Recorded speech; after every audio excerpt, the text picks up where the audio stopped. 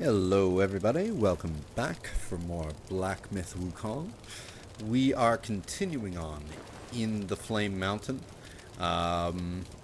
We have encountered a couple of interesting bosses so far, and it looks like we are heading closer to the underworld, but we just rescued a fox squire who wants to take us to her father, the Bull King. Apparently deeper in the mountain. So, let's keep on going. There are a lot of faces in this rock.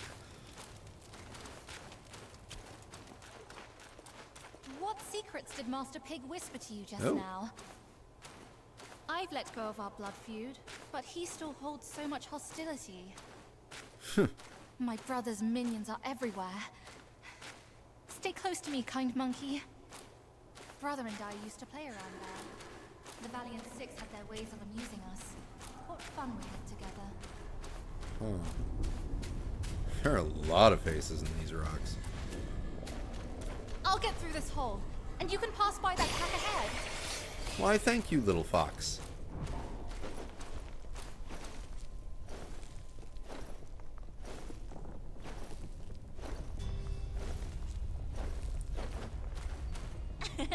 My paws beat your feet.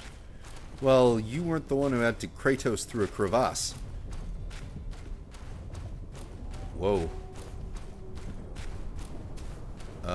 That looks like another boss right there, or it's just flaming background. But every time I see lava rocks interspersed with non-lava rocks, I think those lava rocks are gonna get up and try and smack me. I blame both Zelda and Metroid. In short, Nintendo. My brother's Samadhi fire has obstructed all paths uphill. To quench it, Mother's Plantain fan is a must. But she never... Hey, Come we with were me. just reading about Red Boy and his Samadhi fire and your mother's plantain fan through the lore throughs that we were doing last night. Oh, Down this cliff, there is a secret passage to her palace. She should be there, but she'd never give you the fan to be used against her precious son. so down here? Looks pretty smoky. What do we do? Do we just whap? We just whap. Like a panda that is red. Got it! Quite nearby. Furnace There's a Valley. place we can turn to. One said to be Mother's old friend. If we could persuade him to come along, maybe he could talk Mother into giving us the fan. I'll go find him. Be careful out here. I will. Yeah, we read a lot about Furnace Valley last night. So nice to actually see it. What? I knew there were rocks that were gonna get up at me that were flaming.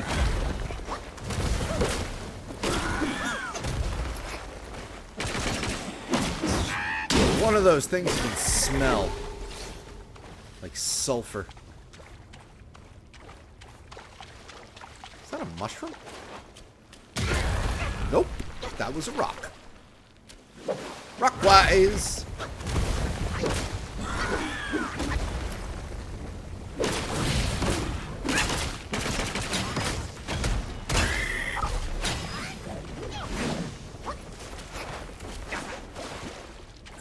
Rolling in fire in the water should instantly put you out, especially since, you know, you can't activate your Ring of Fire ability if I had that equipped in the water. Because fire, water... nice magma swirl back there. Hi! Good try, buddy. Good try. Good try. We'll give you that.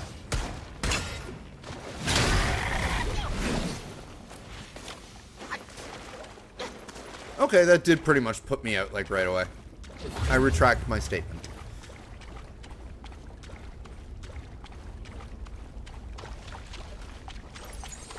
Ooh. Lots of bonfires really close by. Hi, nice shield. Stop.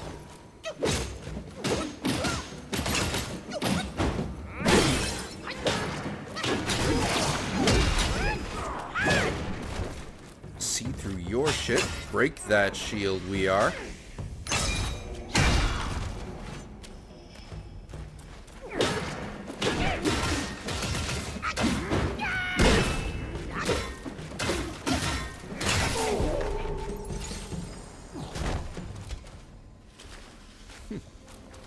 That was a neat looking enemy.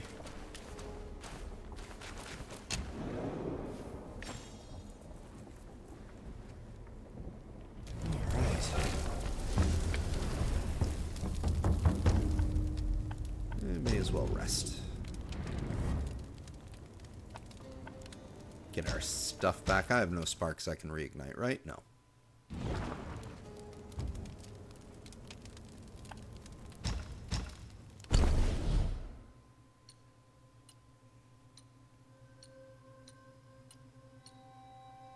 Yeah, so just one.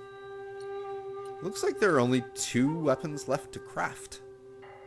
Unless I get more.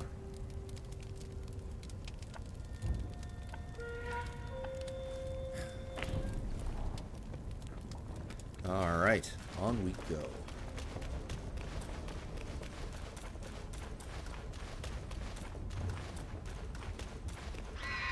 Oh! Got a fire version of you now, huh?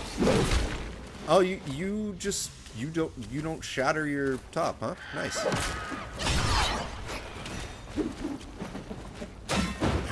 Bonk.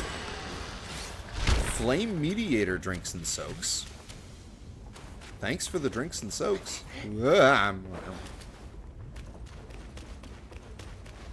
So Furnace Canyon is in fact inside a volcano. That is cool.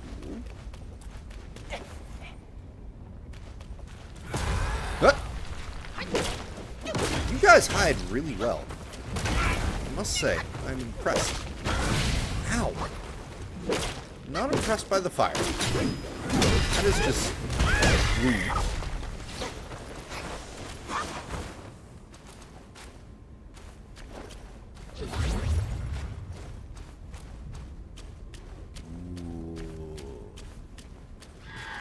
You I was on to.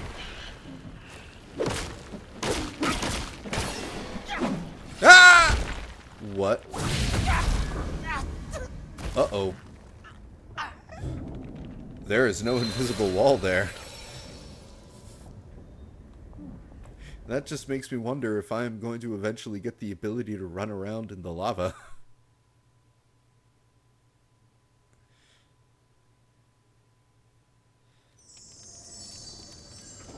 Oh dear. That just made this canyon a hell of a lot more freaky.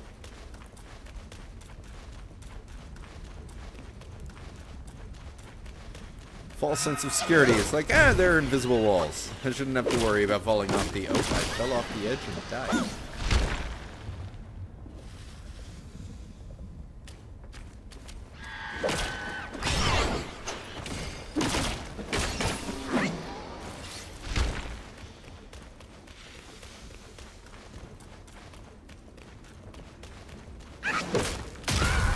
Ouch. Hold on.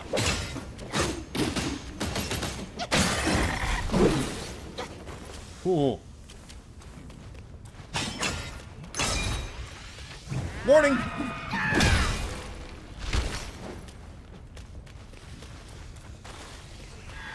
Nope. Hello.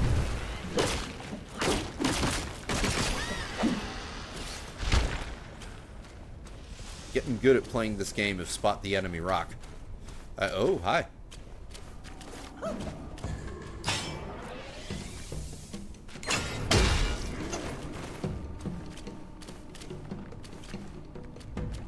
Do a charge thing. See if I can shatter your shield. Maybe if I do it on time.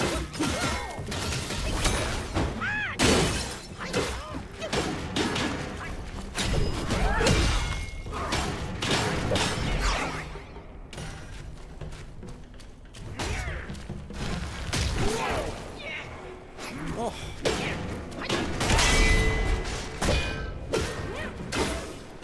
There we go.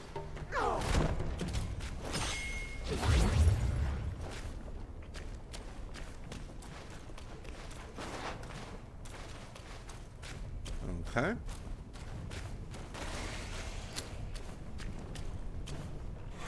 Oh dear. Oh, double deer. No, no, no, no.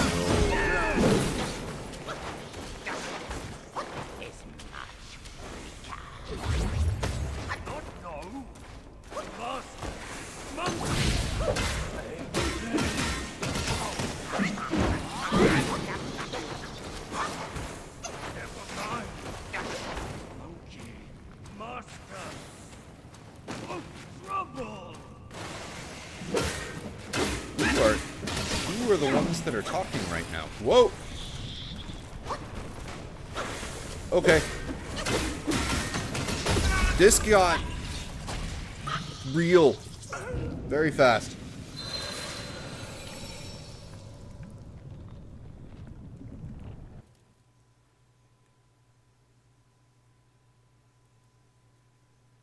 I wonder, do I have any armor that's good for fire resistance?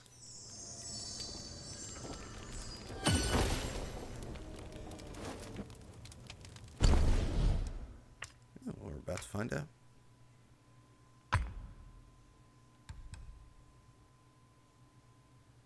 Anti-miasma, shock quelling, body warming, fortifying.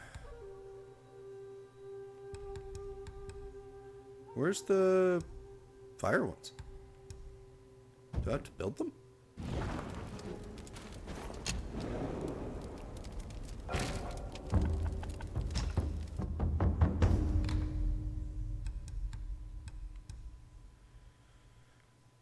Using the gourd moderately increases burn resistance for a short duration. You know what? I think that would be a good thing to equip right now.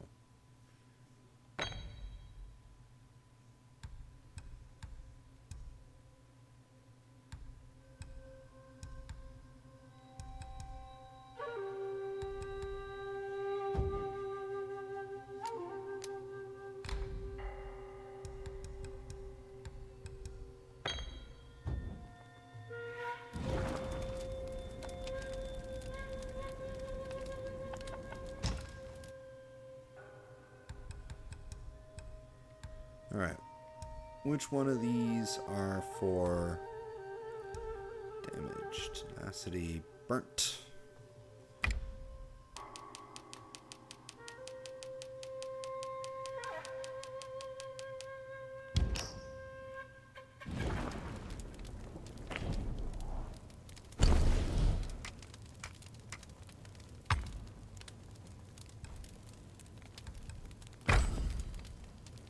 There.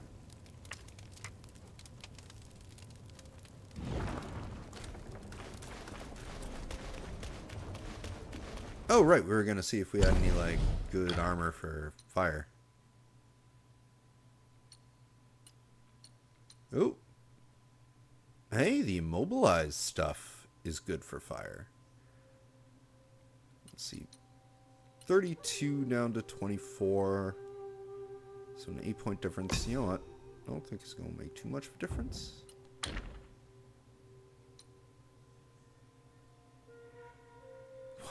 That's actually better anyway.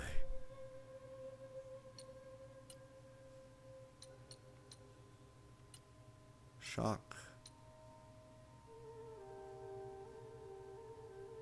Doesn't give me burn resistance, but I need it for the set bonus. 48 down from 65. You know what? Let's do it. Let's do it. Why not?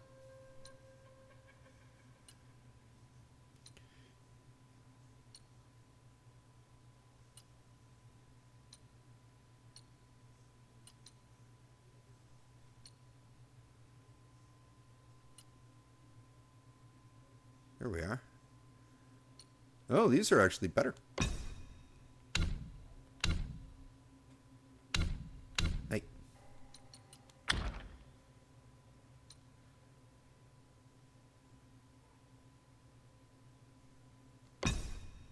Perfect.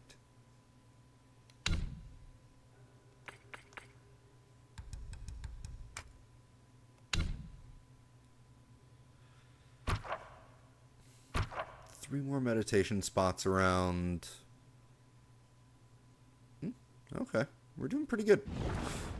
Unfortunately, looking at my journal, I did go and see if there was a way for me to still do the Taoist me fight in Chapter 4. No. Once I killed the Veil Guard, that fight went away. So, no perfect lore entry on the first play. No perfect lore book on the first playthrough. We'll have to wait for New Game Plus to get that one in the book.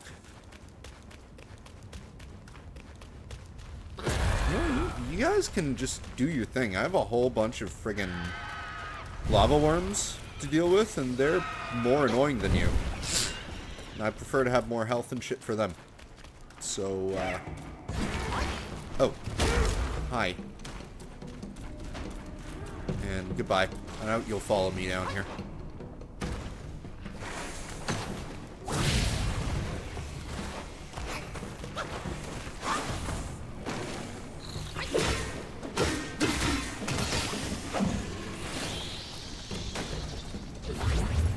Actually, now that I think about it, where's the fireproof one?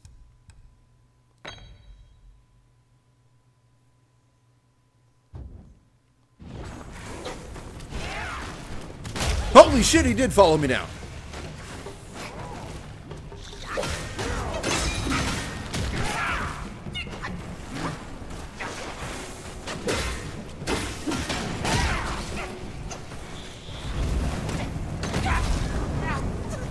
Okay. So the guy with the shield has to die.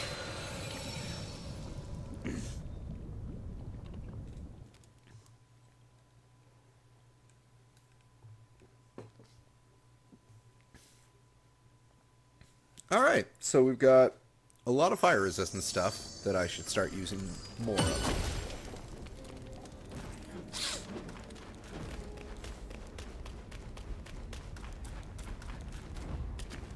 You know what? How long do these last for? Because that'll make me immune to the burn effect.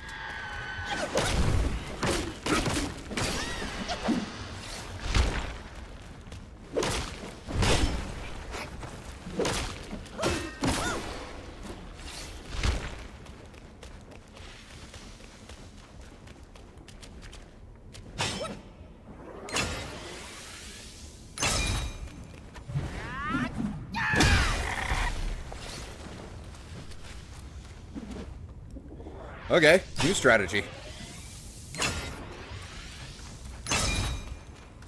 Just wake them all up with a happy bonk.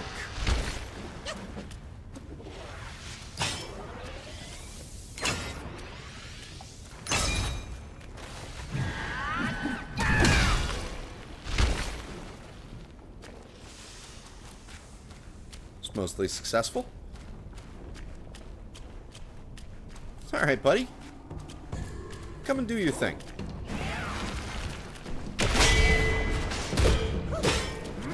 Good to see that that instantly shatters their shields like the horse guy in Chapter 2. So that trick still works. I like that. Okay. Ooh. There's a hole this way that looks and feels safer than what we were just trying to do. Yeah, you don't need a shield. What you need is to lay on the ground and take my pipe. And by pipe, I don't mean my penis. I mean this big staff. Oh. Yeah, there's stuff in here.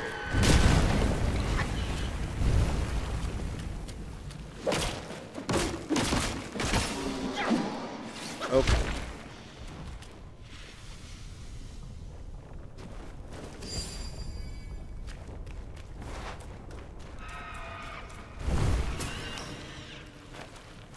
Fire date.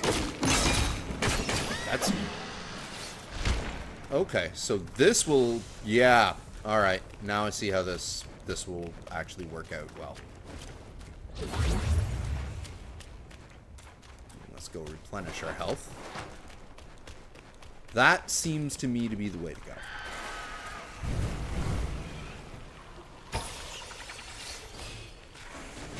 Who's yelling at? Whoa! Whoa! Whoa! Whoa! Whoa! Whoa! Whoa! Whoa! Now. Now.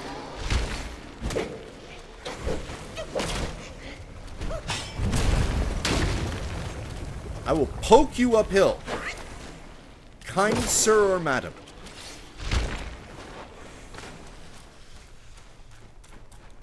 Alright. Fire stuff is still working. That's good. Now it's not. Ah!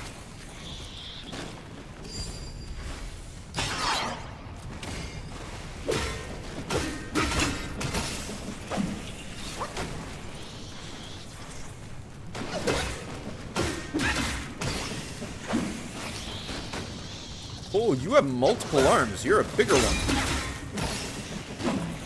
No.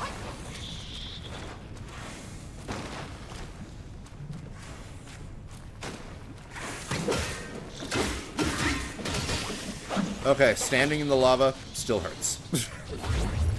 As it should. Uh-oh. Whoa! What? Hi!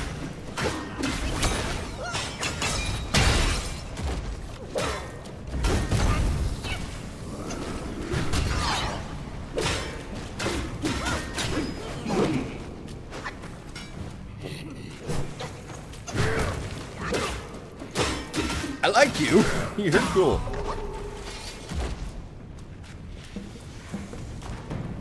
What is that? Is that what I think it is? That's one of the 4 carts. That's one of the 5 elements carts, isn't it? Already destroyed? I didn't need to do anything?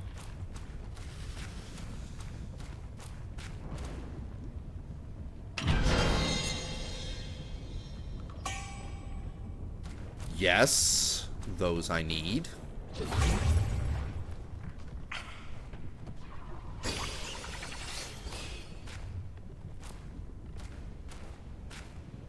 Yeah, this is totally one of the 5 elements carts. Pull.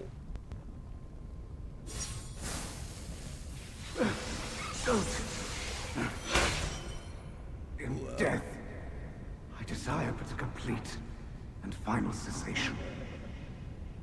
My life for the cart's demise. I deem it worthy. If you can't free me from his evil, you should walk away.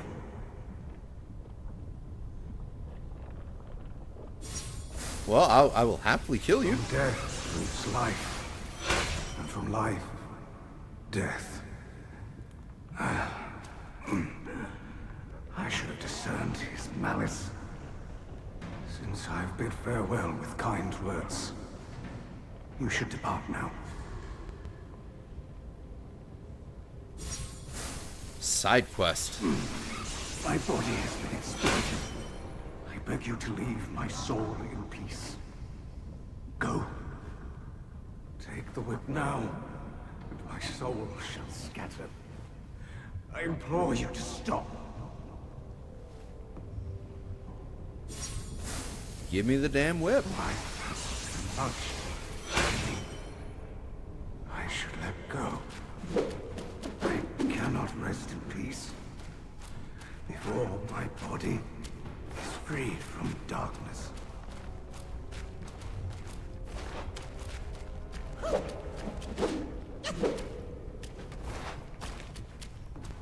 What do I need to be able to get the whip?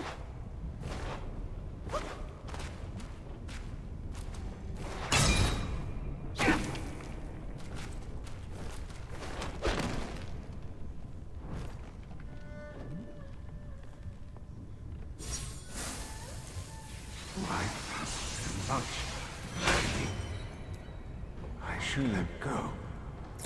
I will be back for you. Cannot rest in peace before my body is freed from darkness.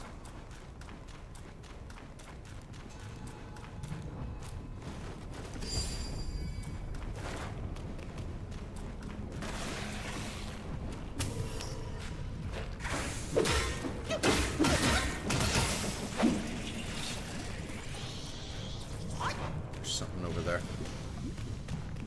Mushroom.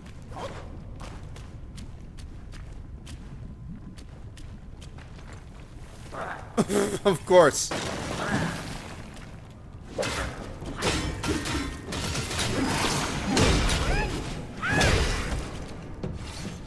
Silly mushroom. Oh, it poisoned me.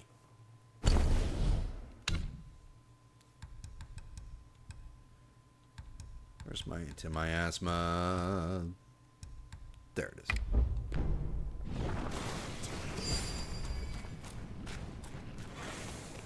Ooh, good. There's a potion replenishment.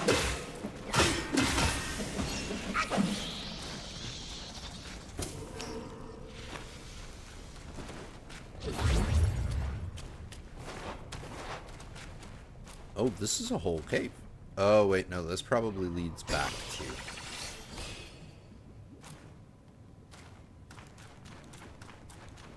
Yep!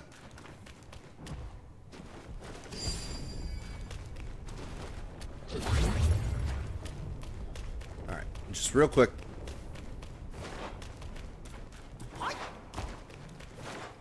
See if there's anything special all the way back here. I don't think there is, though. Oh, well, there's enemies.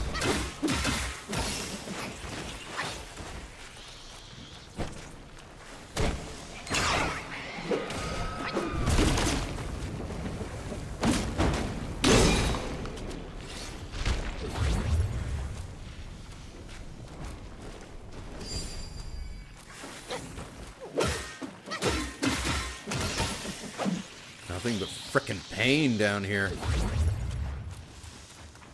And a spirit. Of course, there had to be something. It's a spirit of one of those? Ooh, I want it.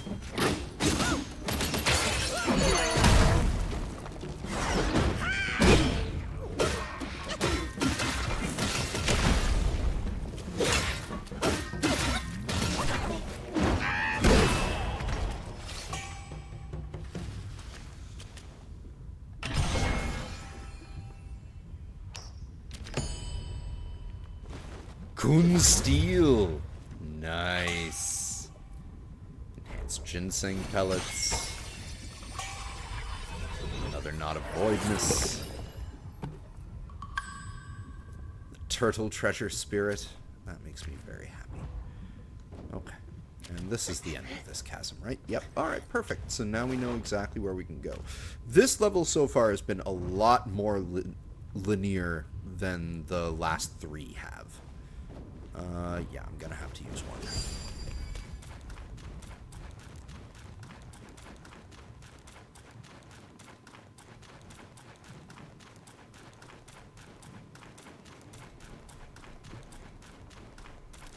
Alright, so there's a lot to discover here.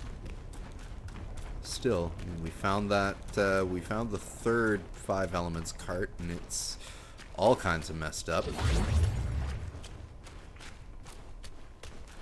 Now we go this way. Hello?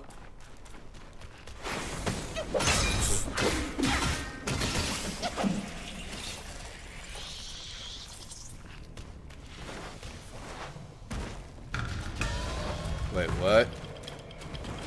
Flint Chief?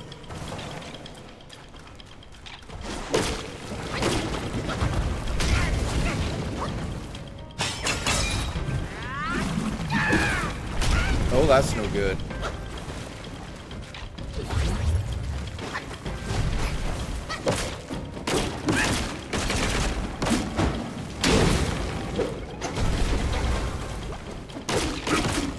Oh, camera, behave yourself, please.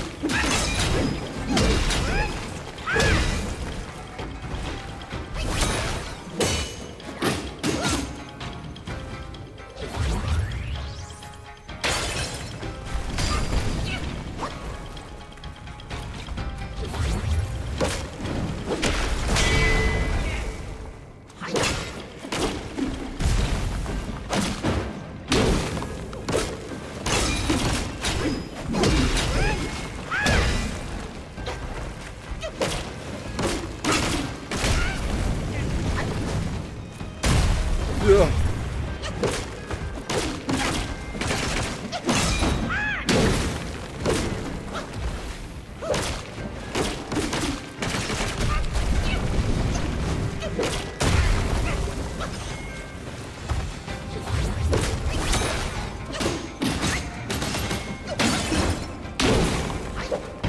Bye.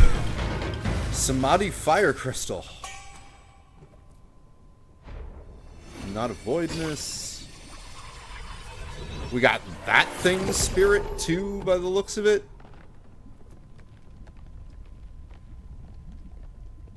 Huh. Well.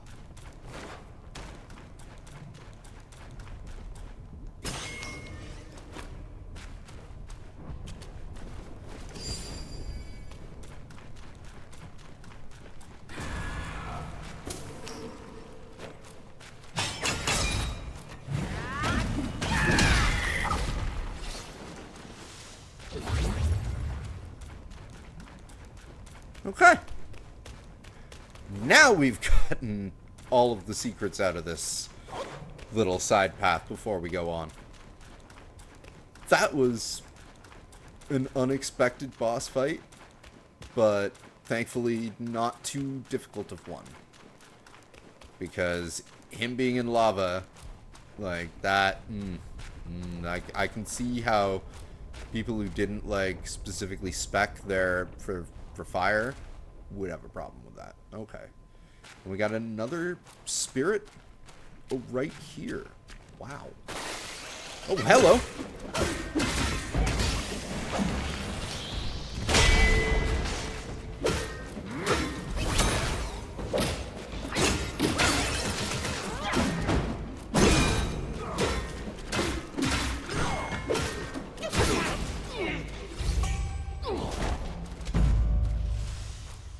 We're just kind of bodying everybody right now. Not complaining either. Like that's totally a good thing. It's kind of too bad I'm out of fire stuff, but I have a whole bunch more in stock. Earth Rakshasa. Oh, those are Rakshasas that we've been fighting. Interesting.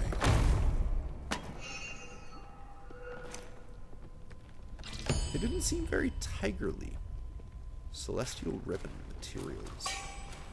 Mind Core. This is making me want to take a trip to Yin Tiger in a little bit. See if I can upgrade some of my armor sets to be a little bit better.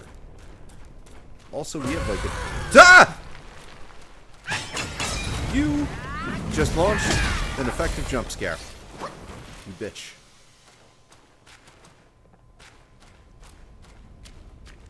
I might do that after, because we have a new armor set to buy, and after killing that Flint Chief boss, it looked like we got brand new materials, which usually means a new weapon or a new armor set. So we'll see what happens there. Oh, another boss fight already, huh? Wanted monkey. Wanted talking star. Wanted dead or alive.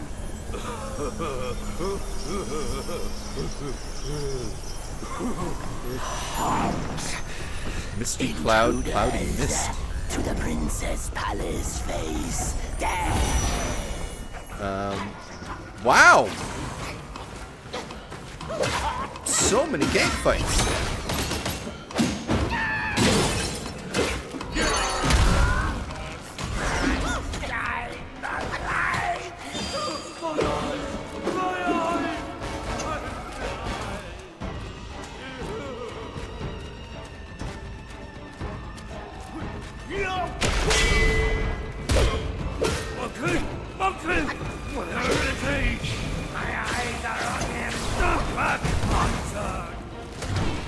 This is a really neat fight. Nope. Outrun me!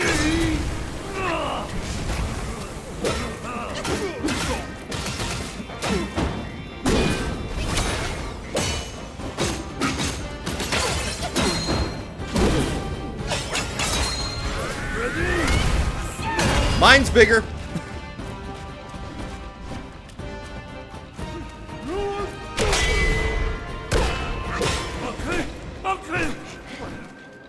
Alright, let's get some Yin Tiger action going. Scared is nice. Now here comes a trick.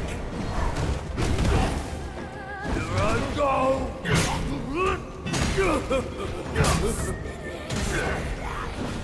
Shine a light.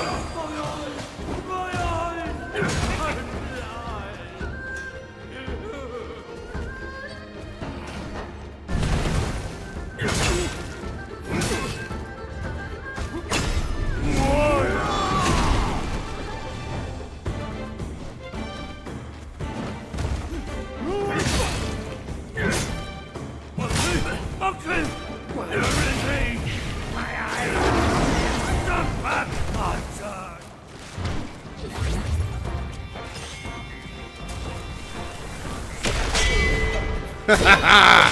Bye!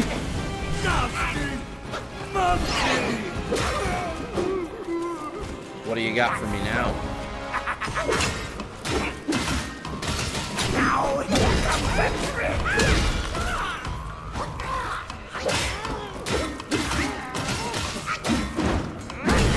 Bodied.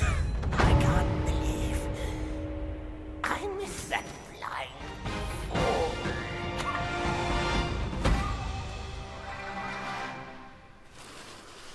Another one. What? So many spirits.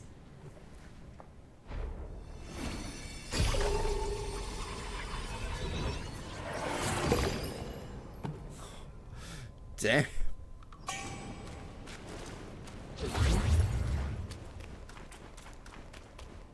Alright, well we gonna have to be close to another shrine pretty soon. That was... Wow. that thing got destroyed.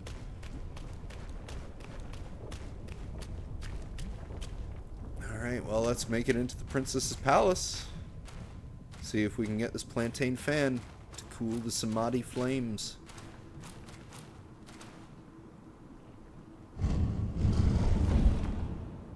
Yep, there it is. Perfect. I am gonna quickly hop back to the Rui village.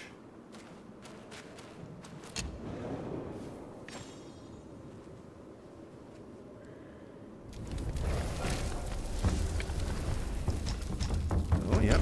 New weapon indeed. Oh, it's the, other end of this, huh?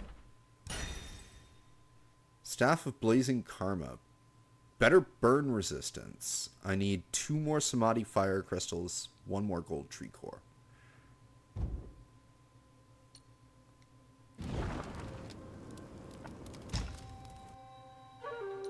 Yeah, there's this armor.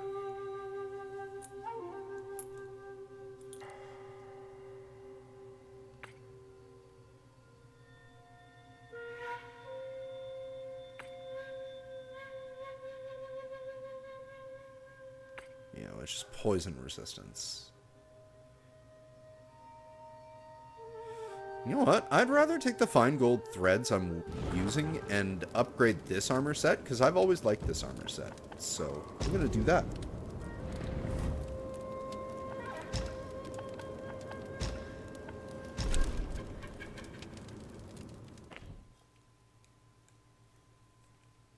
And I think we're going to swap out Yin Tiger for a different summon.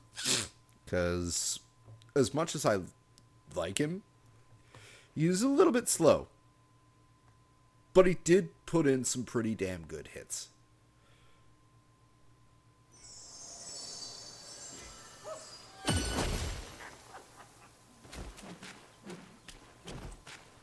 What? There's a spirit there now? I guess because I've had that worm enough? Down from the confines of my abode. Greet. This is what my ceaseless toil finally yields. Thank you, Shoe Dog.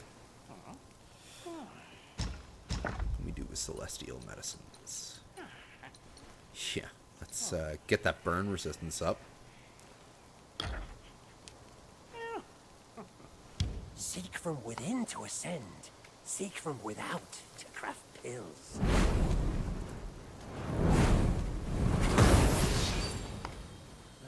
All things can be my material, yet I choose the rarest few.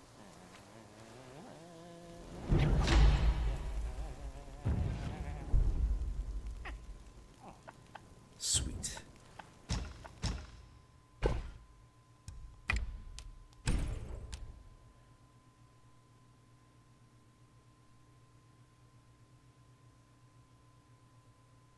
Yeah, I'm still hanging on to that. Many are bent on don't wanna sell seeking them all. shortcuts. Hence, pill making came to be.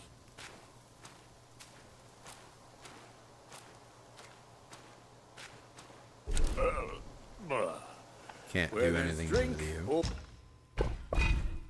No. is bliss. Without it, the highest court is a cage.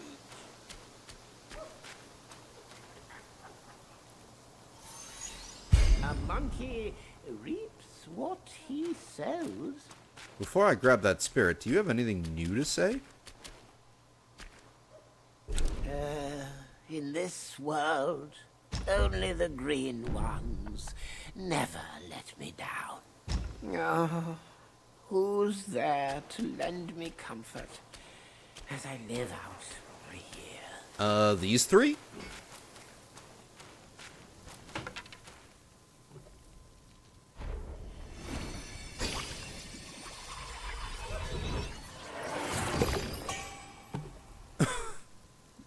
So feeding it got us the spirit.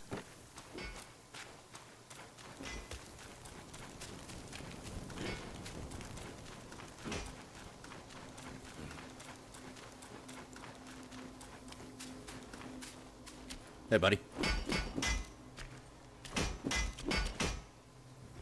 Back so soon. Ooh, you got new stuff in your store? What do you got? Okay. Nothing really, truly great. It's here. I'll get to pounding.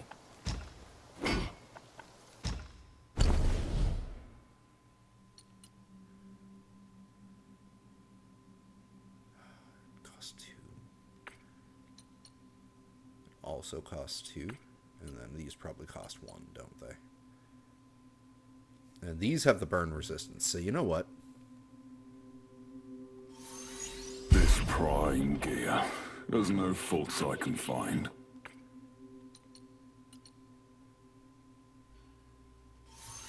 Care to see how you hold with this artifact?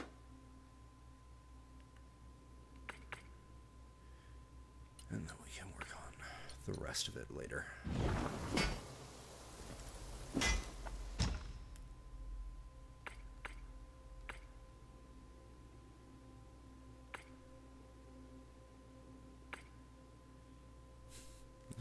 It's just barely worse at this point. I'm still gonna hold off on crafting that for now. Master Because of I want more Arms gold stays threads. firm. Go, and rest assured.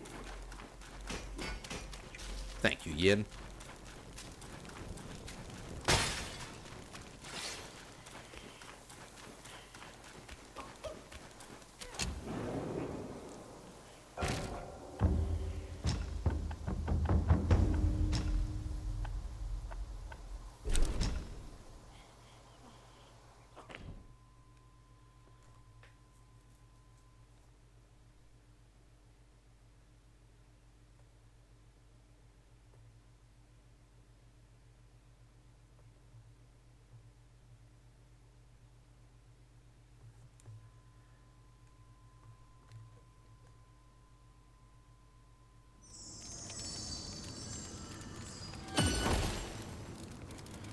Okay, well, we got more lava to deal with right off the bat. So we came in through there.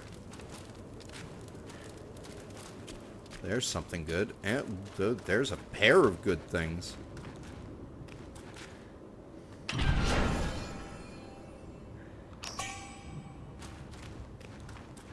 So right off the hop, we have more sellables. And is this going to be a health, stamina, or mana upgrade?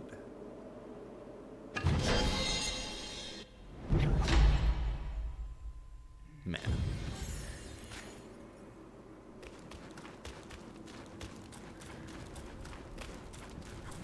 Okay. Well, we got more bovine soldiers. Well, that one's more of a pig.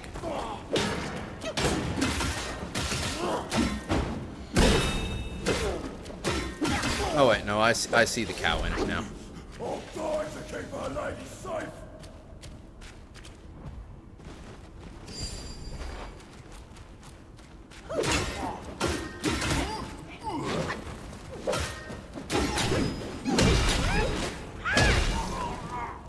It would be nice if you were taking damage from the lava as well. I would appreciate that.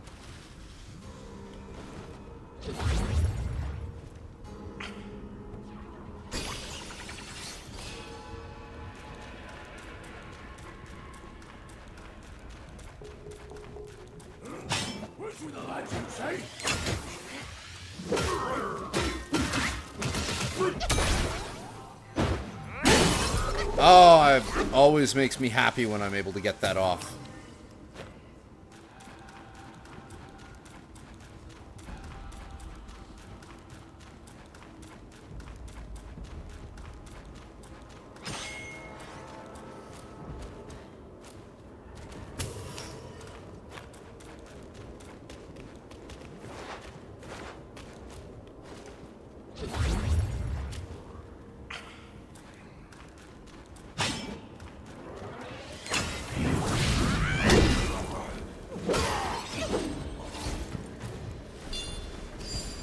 Ooh, 2 sparks.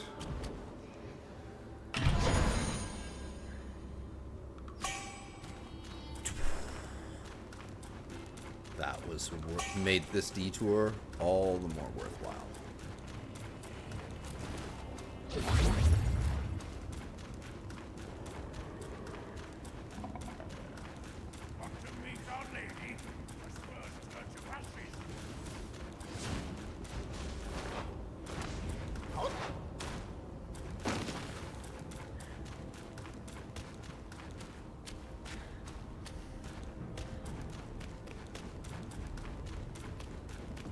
Alright, so we've explored the lava moat area.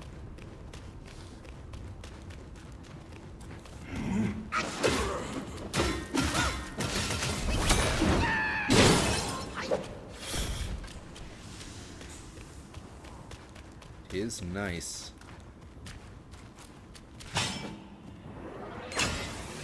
Oh, the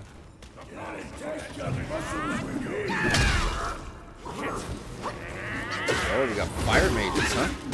Makes sense. Sticks with the theme.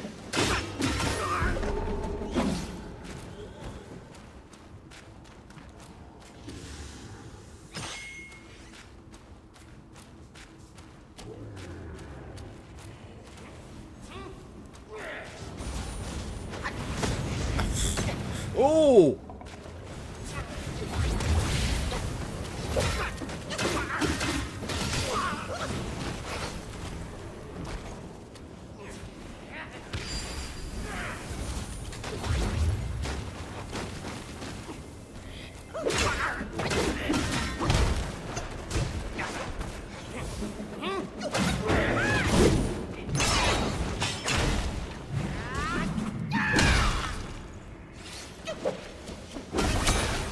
Hold on.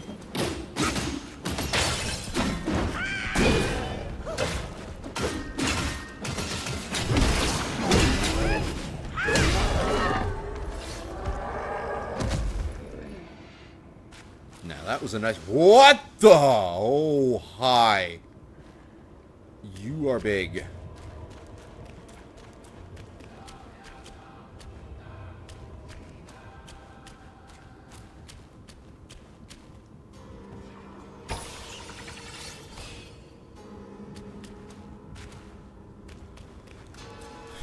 Replenish some health first. Before we go fight that big... Ooh. Okay, so those are regular enemy types then? Big ass Rakshasas?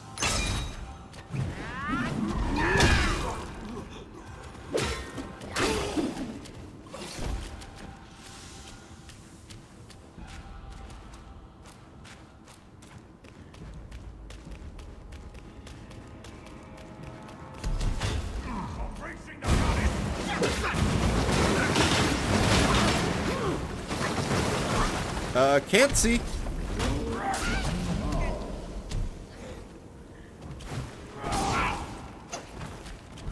Hold on.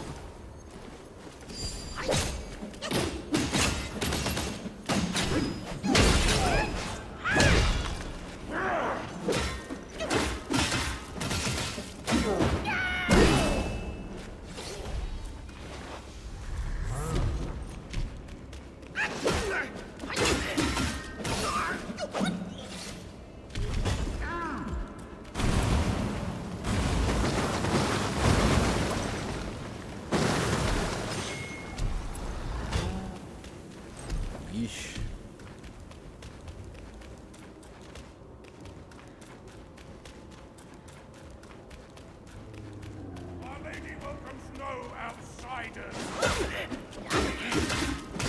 Yeah, well, your lady ain't getting no outsiders. She getting me.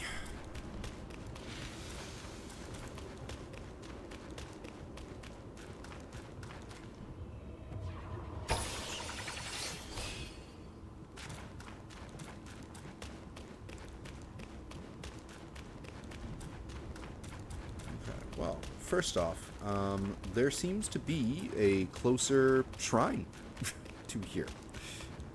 So let's go hit that first.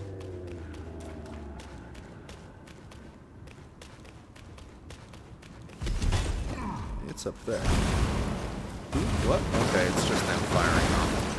And, there's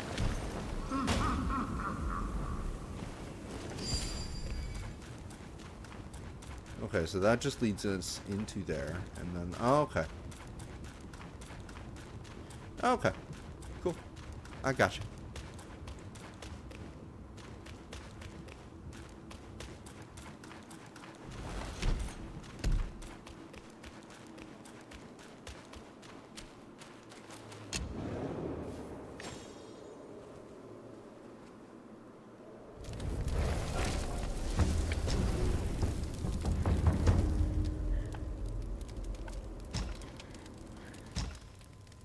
First off, measure dust. Yeah, we could try the hoarfrost. That might be pretty worthwhile.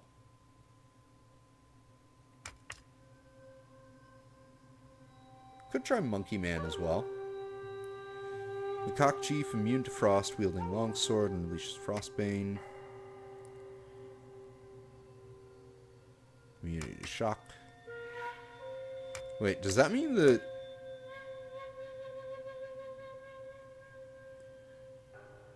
No, it doesn't say anything about immunity to scorch.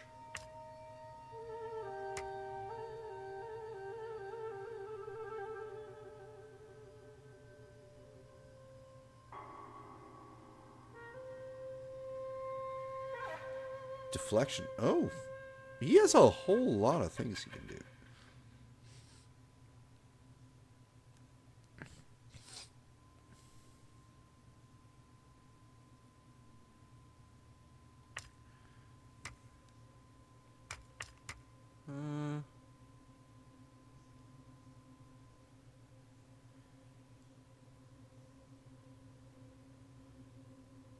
Yeah, also doesn't say anything. So, you know, yeah, let's go for the hoarfrost.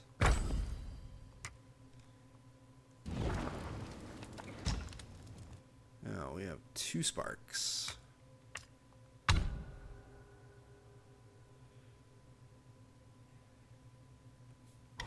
You know what? Yeah, let's finish the stamina tree.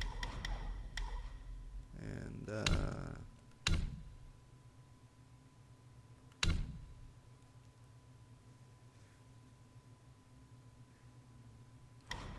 should save up 2 points and put one more thing in there.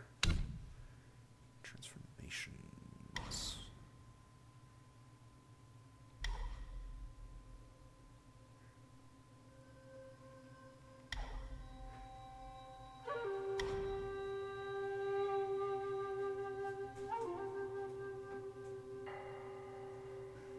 And no, I'm gonna put it on that.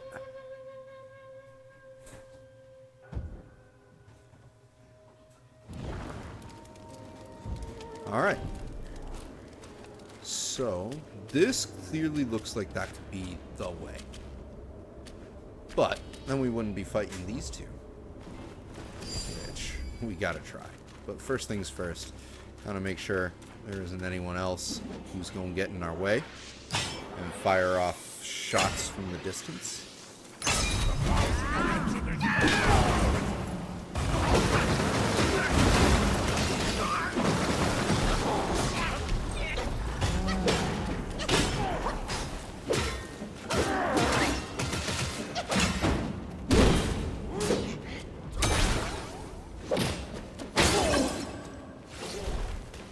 Ooh, curious.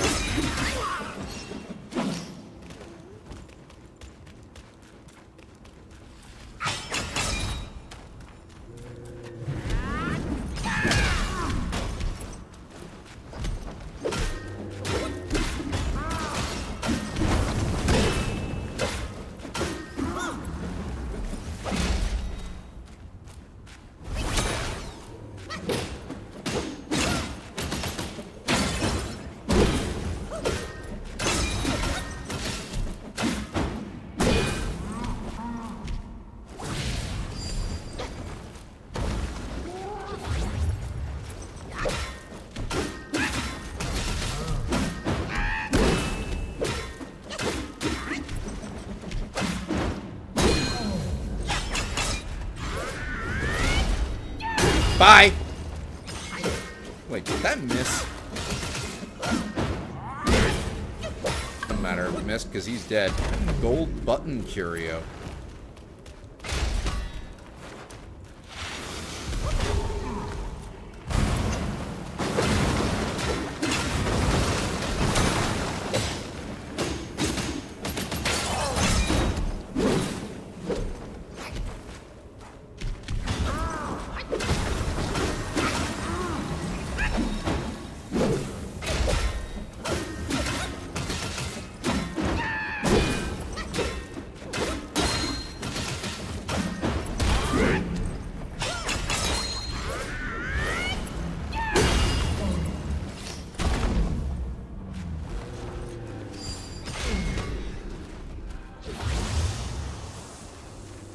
Wonder if they stay dead.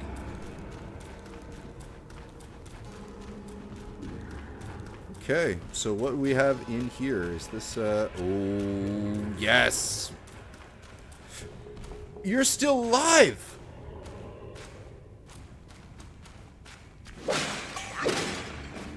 Oh, that was so worth it.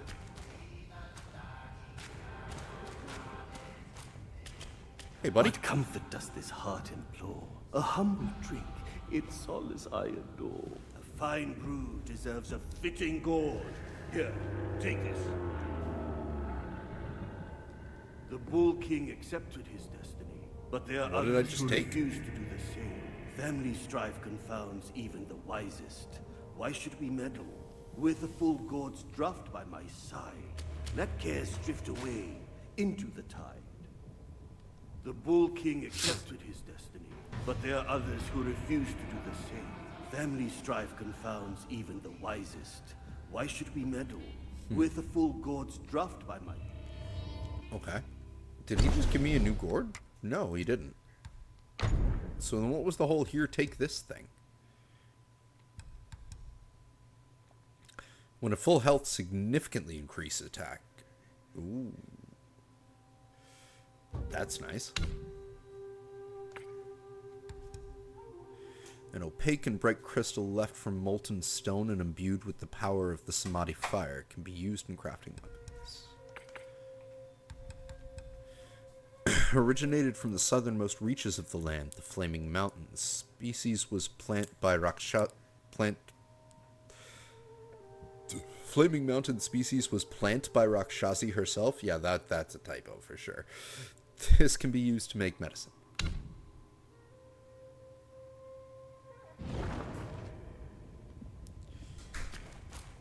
What's this? Oh, that's what he wanted me to take.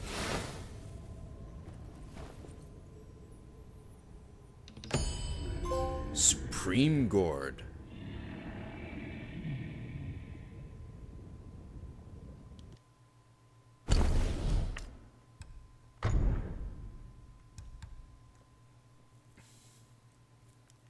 Each sip recovers 36% of maximum health and a moderate amount of mana.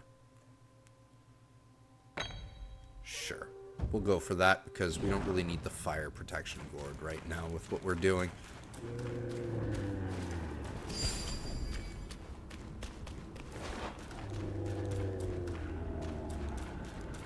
What is that? Yeah, that's coming from over there.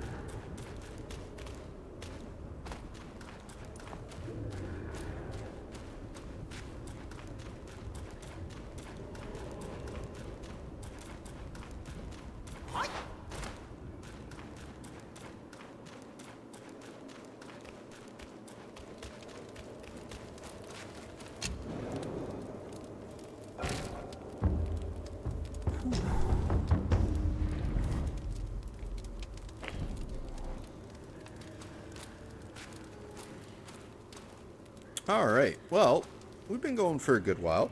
I think this is a good time to do a quick lore through, and then I'm going to take a small break. So, you know, we do our lore throughs partway through, so we don't have a massive, like, hour-long dump, but...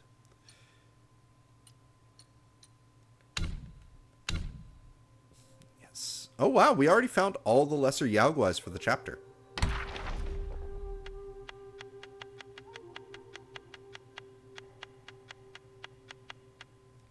So this chapter might actually end up being rather short. Bull Stalwart. In remote corners, evil shows its face, yet the good seeks the divide. The good seeks the divine's embrace. Evil's end is found in fire's relentless glow, while the good is shielded, be it high or low. In a village beneath the flaming mountains, the impoverished residents subsisted solely on rice cakes and wore nothing but coarse linen clothes. To appease the Yaoguais in the mountains for rain, they had a grim custom, sending elders over 60 as offerings. Old Zhu, a Dao aspirant in his youth, only grew stronger with age, and his vitality hinted at a long life. Yet on his 60th birthday, in the midst of a lavish celebration, the villagers placed on him a ceremonial altar and carried him to a stone temple in the mountains to be sacrificed. Confined in the temple, Old Zhu grew weak from hunger and thirst. At the brink of death, the temple doors swung open, and 2 enormous figures entered. "Another old one of them said, and the other followed, "He's still breathing. Go, let's check on him." He was then approached by 2 Bulguais clad in armor, each wielding a pair of hammers. Frozen in fear, he remained voiceless. However, the Guais, instead of harming him, handed him a sack of water and shared their dried food. They then instructed him, "Leave the temple and follow the path marked by the bamboo stakes, and find the main road. From there, the west leads to the kingdom of sacrifice, and the east to the kingdom of women. Choose your way." Recovering his senses, Old Zhu asked why they spared him. One of the Guais replied, "You mortals underestimate us. If we were to feast on humans, we wouldn't choose the elderly. Our lady has often sent the old back, but everyone she sent back ended up murdered. Now we guide you old ones to seek life elsewhere. Eat quickly and be on your way." With that, the Bulguais left Old Zhu alone, and resumed their patrol, with their hammers swinging. What nice bulls. The Bulguais definitely seem to be the most peaceful of all the Guais, which is kind of funny, because they're attacking me. Searing Fire. That must be the bigger stone guys. Eternal life, a simple dream. True ascent, a distant gleam. The world seeks shortcuts lost in their quest. With countless sacrifices, they will never rest. Outside the walls of the Kingdom of Sacrifice, atop the mountains, there stood the Fume Fire Temple, renowned for its ability to reform wayward youths from fallen households. The temple was spoken highly of for its guiding lost souls towards righteous paths. This tale was told by a landowner, is about one such disciple, Shaosan. Shaosan was a vagabond. He beguiled guests of brothels into lavish spending, and one of his patrons turned out to be a landowner, landowner Wang's son. He soon found himself pursued by the authorities, and facing a trial against Wang. A Taoist from the Fume Fire Temple happened upon him and offered him sanctuary. From that point forward, Shaosan immersed himself in the pursuit of wisdom, practiced diligently and dutifully, and undertook the tasks assigned by his master. One day, when he descended the mountain on an errand, he came across Menyang, a concubine being mistreated by the wife of a household during their journey to the temple. Without hesitation, Shaosan intervened, rescuing Menyang, and brought her to the temple to shield her from the cruelty of her family.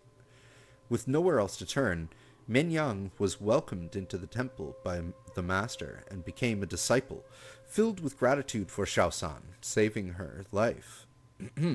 She tended to the temple's chores. Over time, she repeatedly sought to become Shaosan's spiritual partner, yet her advances were always rebuffed.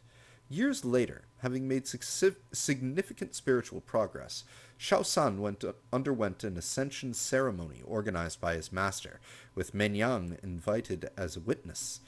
They were taken to a mountain peak with a river of fire flowing down. Shaosan received a talisman from his master and courageously leapt into the fire. Filled with a longing to practice alongside him, Min Yang followed suit amidst cheers and blessings. As the smoke rose, they were reborn from the blazing flames as the eternal guardians of the river of lava. Thus, in the fiery embrace, they found immortality and everlasting life, forever part of the river's endless flow. So I'm guessing the bigger ones would represent Shaosan and the smaller ones would represent Minyang. Scorching fire. Yeah, that's the smaller one. Ignorance ignites a fool's fire. Daily anguish in a somber mire. Enduring a life of ceaseless pain, they yearn for death, not celestial gain. Legend has it that during the reign of the Yellow Emperor, an official of pottery named Ning Fengxi learned of the art of fire with 5 colored fumes from mortals and tried to ascend by roasting himself over the flames. Some say he achieved ascension. Others claim he burned himself to death. No one knows the truth. The tale we have here is recounted by a runaway disciple from the Fume Fire Temple in the Kingdom of Sacrifice, a place rooted in the art of the 5-colored fume fire. The master of the disciple served as the abbot of the temple. One day, the disciple accompanied his master for some liquor in town, and they came across a fugitive being pursued by officers. As the temple was short on help, and the fugitive was a wealthy one, they offered him shelter. This man, Shaosan, was a mere wastrel who lured patrons of brothels into extravagant spending. The temple was already home to various robbers and bandits, and it proved to be a corrupting influence on Shaosan. In the company of fellow criminals every day, he soon became 10 times more villainous than before. Oh, so this is like an alternate story of the one that we just read. That's really cool. One day, Shaosan set off to rob travelers to find his own lavish lifestyle. He targeted a wealthy family returning from their monthly worship, and in an act driven by greed and lust, he abducted the family's concubine, Menyang. This is like a total alternate version of what we just read. That I like this. This is smart. Imprisoned within the temple's walls, Menyang endured daily chores and beatings. Despite her deep resentment toward Shaosan, she was powerless against his violence. She could only grit her teeth and bide her time, hoping for an escape. Years later, a ceremony for ascension was announced at the temple. The disciple who tells this story was tasked with escorting Menyang to the event, held high atop a high cliff overlooking a river of lava. Shaosan had already prepared to leap into the fire for ascension with a talisman from his master. He insisted Menyang accompany him. Amidst the frenzied cheers of the followers and the terrified cries of Menyang, the disciple pushed the girl off the cliff as ordered. Charred in the river of lava, their bodies swelled grotesquely as the lava, guided by the talisman, seeped into their skulls. Their distorted new forms staggered up with writhing in agony and ran towards the depths of the Black Mountains. Witnessing this horrifying transformation, the disciple renounced his belief in the temple's teachings, no matter how vehemently the master rationalized it as a transcendent metamorphosis. 2 disciples, same story, totally different perspectives. That's good lore writing right there. Flameling. Oh, the little worm guys. Amidst joy, a gentle spirit gleams. In anger, darkness sows its schemes. Beneath the earth, a silent foe. Flames within, slyly aglow. Ancient texts speak of flame ore, bearing a resemblance to cinnabar ore, but being non-toxic and more potent for pill refinement. Its sought-after properties for enhancing both yin and yang energies attracted many pill crafters, yet this rare substance of the mountain spirits remains elusive and priceless. Then there was Cheng Ming, a man obsessed with oddities, scorned by his family for his poverty. Learning that the flame ores were formed within flamelings, he set out to profit from it. Selling all he had, he plunged into the mountains, fixated on capturing a flameling. Days turned into weeks with no news, save that his makeshift shelter mysteriously burned down. Raging at his misfortune, he saw a large red worm emerge from the ground before him, half buried, half exposed, with the innocent face of a child, much like a disciple of Guan Yin's. Startled by Cheng Ming's fury, it wept. Cheng Ming shouted to scare and silence it, but it only angered the flameling, who swiftly burrowed away. It was only then that Cheng Ming realized it was a flameling. He leapt about, hoping to lure it out again. Finally, the Guai, annoyed perhaps, burrowed out and struck him with a fireball. The clothes and skin of Cheng Ming caught fire, and he rolled on the ground in pain and despair. He broke down in tears, realizing that he couldn't seize the flame ore by himself. Then, amused and curious, the flameling drew near him. For this one time, Cheng Ming chose to be brutal and resolute. He smashed its head with a rock until it was completely shattered. Cheng Ming continued this merciless act and harvested plenty of flame ores, but he kept this method a secret. His growing sales of the ores eventually earned him fame and renown as a medicine gatherer far and wide. Very dark. A tenna! Oh, that was the bird guy with the axe. Within the gloom the monkeys roam, far away from their lauded home, ensnared in traps as troubles brew, in revenge's journey. What's cause? What's due? Oh, that was a monkey with wings. Okay. Centuries ago, the troops of the court raised Mount Huaguo once more. Upon hearing of the great sage's death, many monkeys left their home in sorrow and began searching for new sanctuaries for their practice. Given the great sage's past association with the Bull King, many sought his protection at Flaming Mountains. That would be why those chieftains were talking about all those monkeys. The Bull King hated monkeys, as the great sage had betrayed him. Yet, he offered shelter to those distressed refugees. But life in Flaming Mountains was harsh, afflicted with scorching heat and frequent harassment from outer Yaoguais. Fortunately, the keeper of the land treated them kindly, providing them food and support, and earned the trust of the monkeys. Soon, however, a plague struck. The monkeys' fur began to fall out. Their skin festered with sores, and large black boils, horrifying and infectious, sprouted on their backs.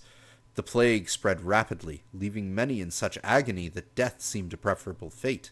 The macaque chief, their leader, ordered the infected to be cast into the scorching furnace valley to fend for themselves.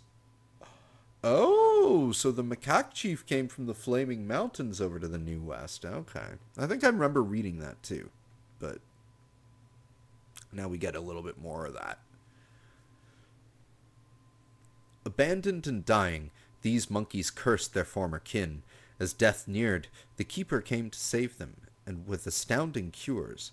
In weeks, their skin healed. In months, their boils burst and revealed dark wings. The keeper taught them to fly, accepted their loyalty, and enlisted them as his 10th-ranked minions, named the Tenors. In their first task was to purge the camp of the macaque chief. Ruthlessly, they slaughtered their kin, sparing only the cunning macaque chief, who managed to escape to an unknown fate, that fate being trapped in the ball sack of Yellowbrow until I killed him. Alright. Earth Rakshasa. Round eyes that gleam so bright, a body drenched in blood's light. With a 7-treasure hat adorned, a sincere heart through face is scorned. Or though face is scorned. The land Rakshasas are descendants of the sea Rakshasas, born during their exile. Due to the different will of their new home, they did not grow enormous in size of their ancestors. To the enormous size of their ancestors. Despite this, their loyalty to Rakshasa ladies remain as steadfast as that of their forebears. They strictly adhere to the precepts set by the Rakshasi, diligently practicing their arts and shedding many of their old vices. There are many folk tales about the Rakshasas being fond of eating human flesh, which is why villagers near the Flaming Mountains often send the elderly to the stone temple as offerings. In truth, the Rakshasas of Flaming Mountains do not eat humans. On the contrary, because their immense strength can easily harm mortals, the Rakshasi gives them specially crafted heavy shields and instructs them to focus more on defend than attack. I think they meant defense, but whatever. However, if pushed, their limits will still unleash their fire-breathing abilities. Oh, if pushed to their limits, okay. Even though the Land Rakshasas have made many changes, people still scream and flee in terror at the sight of their fearsome appearance. But from the perspective of the Land Rakshasas, those aren't screaming mortals. Aren't those screaming mortals just as terrifying? Oh, cute. Sea Rakshasas. Wow, there's quite a few of these. So I think what we'll do is we'll just read through the lessers, and we'll save the chiefs for like maybe one or two more boss fights, because there aren't nearly as many of those.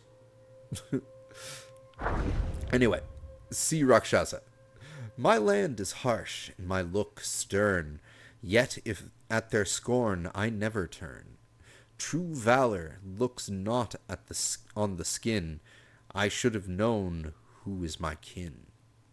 Lore tells of the great kingdom of Rakshasa beyond the western seas, where the sea Rakshasas call home. Renowned for their peculiar features, they differ starkly from those on land. One year, sea Yaoguais were reported troubling a temple by the sea. The princess of the kingdom was tasked with the expulsion of the Yaoguais. A devout practitioner of Buddhism with formidable powers, she dismissed her entourage and resolved to confront the Yaoguais alone. As she recited the scriptures loudly in the temple that night, she saw several towering figures kneel at the door, grotesque in form, lumpy heads, twisted mouths, three-holed noses, and eyes upon their foreheads. Startled by their hideousness, the princess fell to the ground in fright. The figures, too, pointed at her face, screaming in terror, and hastily fled. Intrigued by their unexpected reaction, she called out to them. The fear that drove them to run was quenched only after the princess resumed her chanting. They cautiously returned and conversed with her, after which they learned that she learned that they were sea Rakshasas, seeking spiritual practice. The princess welcomed them in. To avoid alarming the people, she fashioned golden gem-studded masks for them. Soon, the Rakshasa king granted them massive shields and appointed them as the royal guards of the princess, which is why those two were standing out front there, because we're about to enter the palace proper. Gotcha. Hundreds of years later, after the kingdom of Rakshasa fell, the sea Rakshasas escorted the princess eastward to Flaming Mountains. Faced with hardships, they learned to consume fire to better protect their princess, which turned their blue skin crimson. Now they reside in the river of lava, mastering the tides of flame in the mountains. The princess, long past her prime, finds solace in the unwavering loyalty of her guards, who value her heart over her faded beauty. Flame Rhino Master. Towering horn, a crown so rare, in simple garb his presence fair. To the kind man it shows its thanks, wishing him joy in life's ranks. In the ancient kingdom of Dvaravati, rhinoceroses were widely raised and adored. Once, during a rhino hunt, the king shot a pregnant female. As she lay dying, she birthed a calf. Amused, the king took the young rhino back to the royal gardens. Haunted by its mother's death, the rhino feared the palace folk. At the mere sight of them, it would flee in terror, prompting the courtiers to chase it for sport, whip in hand. It wasn't until its horn grew sharp enough that the rhino found its chance to avenge its mother. It gored a courtier during his chase. The king, enraged, called for a butcher to slay the beast, but the butcher, moved by pity, smeared dog blood on the rhino to feign its death and smuggled it out of the palace. Kept it hidden amongst his own rhinos. He nurtured it with prized wheat and lived with it for years. One night, the butcher dreamt of the rhino speaking. I was destined to transcend my form and become a Yaoguai in this life, but your kindness calls for a reward. I am willing to sacrifice this future to repay you. Tomorrow is when your life will end, and all my years left I will give you.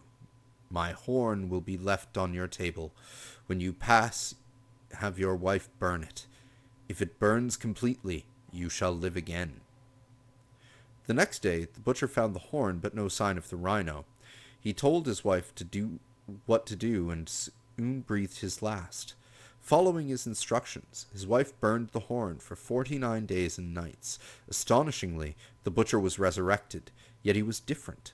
He had grown a long rhino horn, and his skin had turned blue. Years later, still youthful after his wife passed, he became a disciple of Princess Rakshasi and was revered as the Rhino Master. And Bull Governor. The old bull's halberd tip gleams. Karmic flames scorch his shoulders' seams.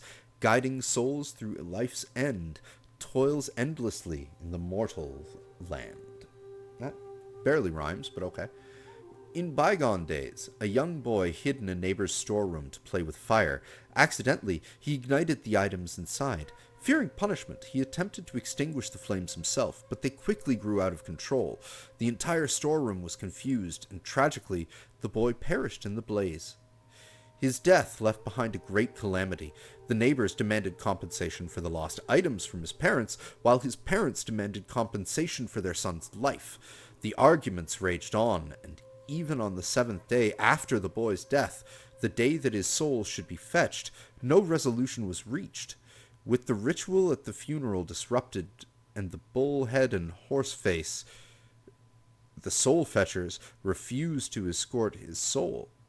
Seeing his subordinates' reluctance, the bull governor decided to escort the boy himself. As they approached the boy's home, they heard the sounds of his parents quarreling with the neighbors. Entering the courtyard, they saw the boy's parents accusing, "Our son died in your storeroom. Who knows if he stumbled upon some illicit activity and was silenced?" The neighbors retorted, "Our storeroom held valuable items. Your son must have had thieving intentions, causing the fire. You must compensate us." Their heated dispute eventually ended up violence. Okay, their heated dispute ended up violence. I know this is a Chinese game, and that there's going to be some translation errors, but with the amount of time this game has been out by now, and the localization that has taken place, I'm surprised they haven't, patched in a couple of translation fixes, because ended up violence is one of the most Chinese translated to English things I have read in a long, long time. End rant. The bull governor asked the boy, "Did you ever foresee this outcome?" The boy, filled with regret, wept bitterly. The bull governor, in his compassion, said, "Enough! Such chaos on a soul-fetching day is disrespectful." With that, flames erupted from his shoulders, and he struck an old tree in the courtyard with his halberd, setting it ablaze. The tree was charred black, and only then did the quarreling crowd remember it was the soul-fetching day. In a panic, they all fled the courtyard. Okay, so those were our lesser Yaoguais. We have 4 more chiefs to find. We have 4 of those, 6 of those, and 3 more meditation spots, but I'm going to take a quick break here. We will be back in a little bit, and we are going to continue on with the Wukong when we come back, because we've been on a pretty good roll, and this has been a really fun chapter so far. So thank you for everyone who tuned in to join us for this one. Be sure to join us for the next one, and we'll see you later for more Black Myth Wukong.